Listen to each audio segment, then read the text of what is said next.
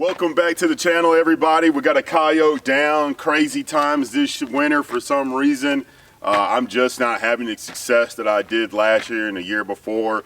It seems like every year is getting worse and worse and worse out here. I have no idea why. Just recently we had night crew up here, Chris Robinson and Ronnie O'Neill. We were up here just trying to call some coyotes, man, and we couldn't get them to come in. Chris was able to shoot one through the trees that didn't want to come out into the pasture. We were sitting there scratching our heads. Is somebody calling? Are you calling? You know, etc. I haven't called this place in a really long time. And if you see any of my footage or any of my stories on IG, I don't ever talk about varmint calls. I usually shoot coyotes when I get the opportunity. It's just been really tough around here, and these dogs just know what's up. Just earlier, I'd had a bunch of vocals when I was sitting here talking. There was a ton of coyotes around me, and they're here on the property. They just don't want to come in. I don't know if somebody else is calling coyotes, the neighbors, all the shooting that's going on out here, and the construction, big construction job right now. If you follow me on IG, you're seeing all the trees that are being cleared down in the bottom. We're talking about trees that have been sitting underwater for about 8 years. They've drowned, they completely died, they're rotted. They're no good, and it's just a big eyesore. So there's a huge construction job going on down there right now. And that could be it, but that doesn't answer the reason why it's been worse and worse every single year. It's a big question mark for me. But anyways, guys, just recently went on a hunt with my buddy Estian out in East Texas. We killed like 7 pigs. It was a real quick hunt. Got there, killed them, and I was back on the road at about 11 o'clock. I didn't want to stay out too late. It's like a 2-hour trek for me to get out that way. But anyways, I brought 2 of the pigs back, and I was going to use the pigs as bait. I do this every single time. If I kill 1 pig or, 8 pigs, it doesn't matter. I'll take them to this designated area, and I'll drop them down in this ditch. We'll have a huge washout. The only time this thing holds water is whenever we have a big flood. So we haven't had one of those in probably 8 years. So I dropped the pigs down into the slough, and it's fenced in, but there's a gap in the fence, and there's only one way I can drop these pigs down in there, and it drops off about 15 to 20 foot. These coyotes will go down there, and occasionally will come up and check to see if the coast is clear, and they'll go right back down in there. So for the last 2 nights, I've been checking those dead hogs, and I haven't seen any coyotes. I've already killed 8 coyotes off of that same spot using dead pigs. Since I can't call them in, I'm not seeing them like I used to. I'm baiting them in with the dead pigs. So the coyotes haven't been there. I roll up to this afternoon, not this afternoon, tonight, probably right around 10 o'clock.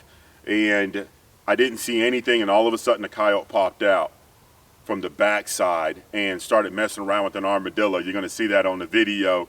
And she was just messing around with this armadillo. And I'm watching this and just capturing the footage, and I thought she was going to circle back around and work over towards the dead pigs, but it seemed like she was leaving that area, and my window of opportunity was just getting a lot tighter. So I had to take the shot. 231 yards, maybe 220, because she turned around and ran a little bit and crashed. But it's extremely hard to judge where your holds are. I don't care if you have the best rangefinder in the game. I'm not running a rangefinder with the Bolt TL35. It's not an option. But if I did have a rangefinder, you still need to know what your hold is. There's no adjustments on these thermal scopes like a day optic. You got to wing it, and it's never perfect. And sometimes you miss. I miss a lot when it comes to those long shots. I know 200 yards is nothing for a lot of people. 300 yards, 500 yards is not a long shot for a lot of people. But at nighttime, the depth perception, and when you're behind these thermals, 230 yards look like it's 300 yards. It's crazy, but you just got to know exactly what your bullet is doing, and that's why I like to shoot the 6.5 and the 308.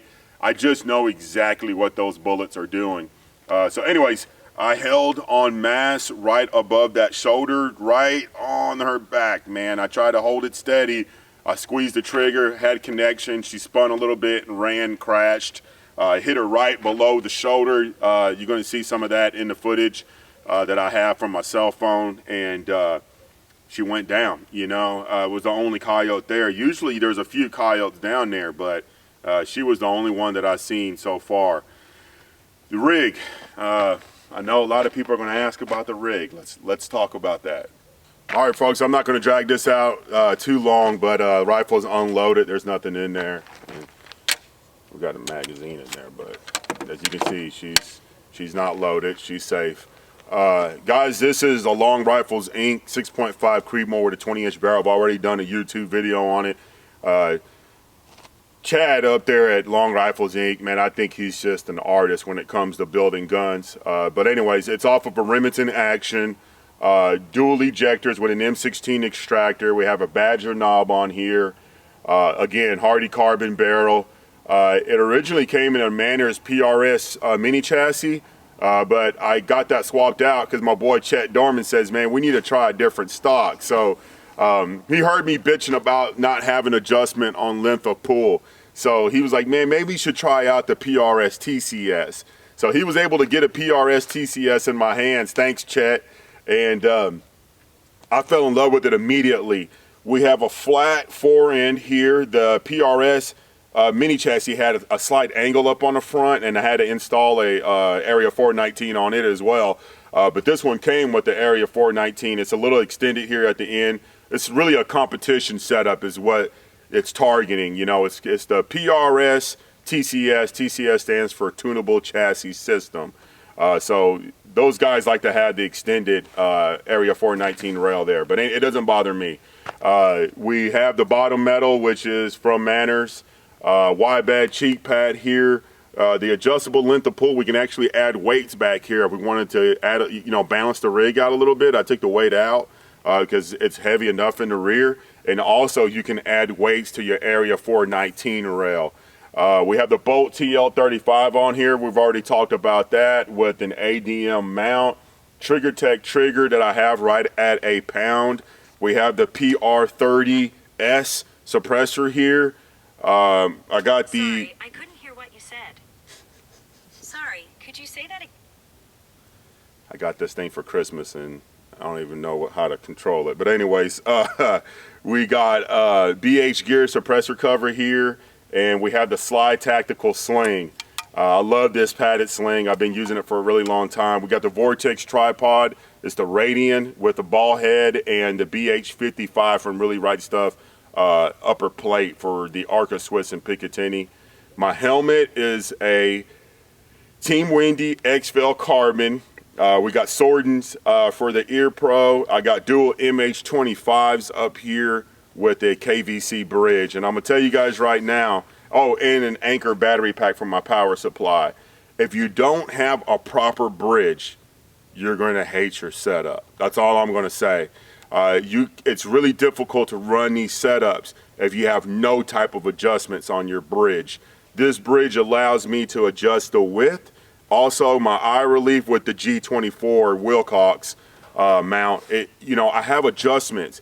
And if you don't have the proper adjustments with these setups, you're going to get a headache. You're going to feel dizzy. You're not going to like it. Everything, this setup is all about adjustments. I couldn't take this helmet off and put it on your head and expect you to like it. It's adjusted for me. It's been working great. I've been running this setup for about 2.5 years and I haven't looked back. I got DT and VSs, I got DT and VGs, I got R and VGs, I got 14s, I got all different types of setups. This right here is a game changer for me out here because I get to spot and detect. Night vision has its place and thermal has its place. There's no argument there when it comes between the two. They both have their place, but this is the way I hunt. This is my setup. A lot of people ask me why I choose this type of setup over another one. I don't. It's all about the mood, to be honest with you. It's like you picking what type of shoes you want to wear for the day. It's the same way I look at my rifles when I go out hunting. What am I in the mood for? Am I in the mood for the 6.5, the 308, the bolt gun, the semi-automatic, the shorties, etc.? That's how I am when it comes to picking what platform I want to use that night.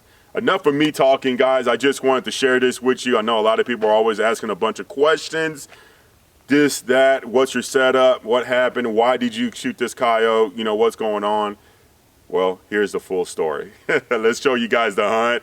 Again, the footage is through the Bolt TL35. No audio on these optics. I'm using a microphone on my cell phone for the audio. I hope you guys enjoy the footage.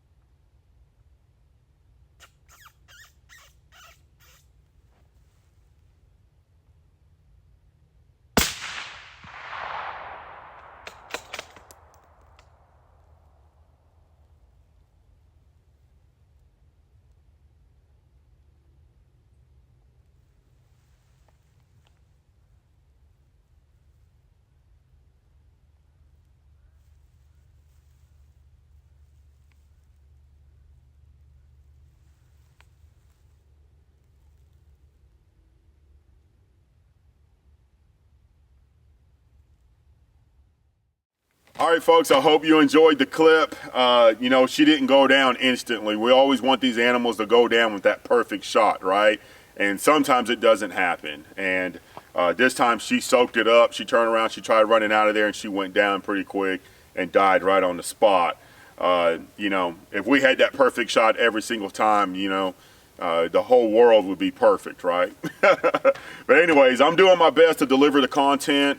Showing you guys the different setups, different configurations. Sometimes I'm switching out optics, switching out suppressors. Maybe I'm running a different tripod, different stock, ammunition, etc. So that's the way this setup is going right now. I'm also playing with the PWS MK216 and 308 with the CGS Hyperion and the Bolt TL35 with grind hard ammunition, 151 grain controlled chaos. And I think you guys are going to like that setup. That setup, and I'm not going to drag this video out any longer, but that setup has been absolutely amazing. It's one of my favorite setups right now to play with, and that's what I've been hunting with too.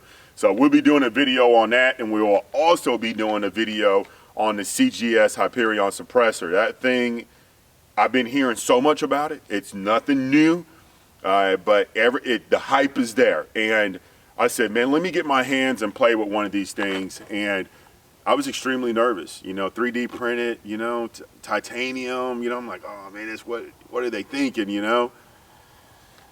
It's legit, but I'm not going to talk about that right now. Anyways, I'm going to do everything I can to deliver this content, guys. If you like the way I did this and you enjoy it, please give it a thumbs up. Comment. Let me know what you think. Let me know what you want to see a little bit more of. Let me know what you want to, what I can improve on. You know what I'm saying? But I think immediately after the kill, we need to hurry up and get the camera set up and let's talk. You know, after the hunt. You know, sometimes I'm hunting real late at night, especially when we're chasing pigs all night. We'll have this bed stacked full of pigs.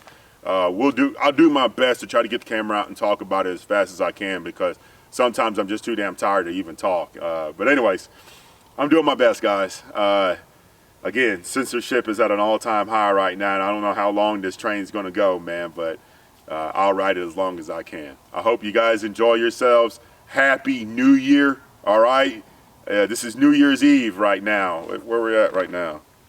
Yeah, it's 12:36. It is New Year's Eve. So, guys, Happy New Year. I hope 2022 brings you good luck and awesome health, and I hope things get a little bit better for us all. Take it easy.